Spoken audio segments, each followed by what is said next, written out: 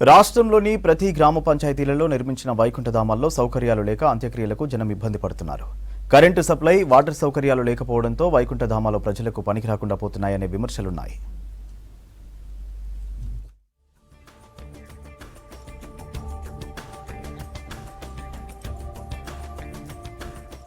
మెదక్ జిల్లా కేంద్రం శివార్లో గత ప్రభుత్వ హయాంలో 2 కోట్లతో చేపట్టిన వైకుంఠ ధామం నిర్మాణం అసంపూర్తిగా ఉంది.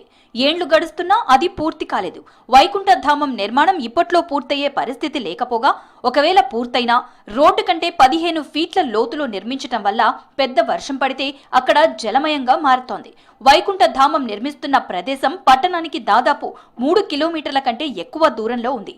అక్కడికి వెళ్లేందుకు రోడ్డు సౌకర్యం కూడా లేకపోవడంతో ఇబ్బందులు తప్పేలా లేవు.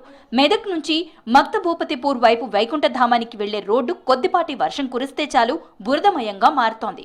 వాహనాలకే కాదు, కాలినడకకు సైతం వీలు లేకుండా తయారవుతోంది. కనీస అవగాహన లేకుండా అనువుగాని చోట వైకుంఠ ధామం నిర్మాణం చేపట్టడం వల్ల కోట్ల రూపాయల ప్రజాధనం వృధా అవుతోందని సర్వత్రా విమర్శలు వ్యక్తమవుతున్నాయి. మాకు వైకుంఠంగా అది కట్టిరు, మశాన వాటికి కట్టిరు కదా, మాకు తోవలేదు. ఎట్లా మళ్ళా దాని పరిస్థితి ఏంటి? అది కట్టేందుకు కట్టకేందుకు నాకు చెప్పు. అంతే కదా సార్, దానికి తోవైతే కావాలి కదా సార్. పోయేందుకు తోవలేంది ఎందుకు? అది పెద్దింట కట్టుకున్నట్టు అయిపోయింది. దాని తోవ కావాలి మెయిన్. ఎక్కడికి వెళ్ళాలన్నా దాని తోవ అయితే అటు నుంచా ఏ బంధు నుంచి అయినా ఒక బంధుకి వెళ్ళి తోవ కావాలి. అట్లా అయితే అది పని చేస్తుంది, లేకపోతే ఏం సార్ అది ఏంటో పని చేయదు కదా సార్. అది జిల్లాలోని కొన్ని గ్రామాల్లో వైకుంఠ ధామాలు చెరువు శిఖం భూముల్లో నిర్మించగా, మరికొన్ని అసంపూర్తి నిర్మాణాలతో ఉన్న శ్మశాన వాటికలలో అంత్యక్రియలు చేసేందుకు జనం వెనకాడుతున్నారు.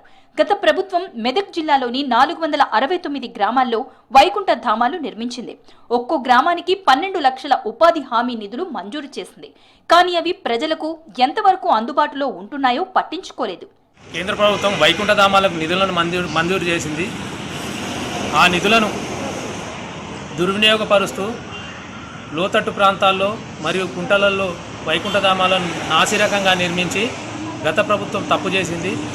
ఇప్పుడున్న కొత్తగా గత 7 నెలల క్రితం ఏర్పడ్డ కాంగ్రెస్ ప్రభుత్వం ఇప్పటికైనా ఆ వైకుంఠ ధామాలను బాగుపరిచి వాడుకలోకి తేవాలని డిమాండ్ చేస్తున్నాం.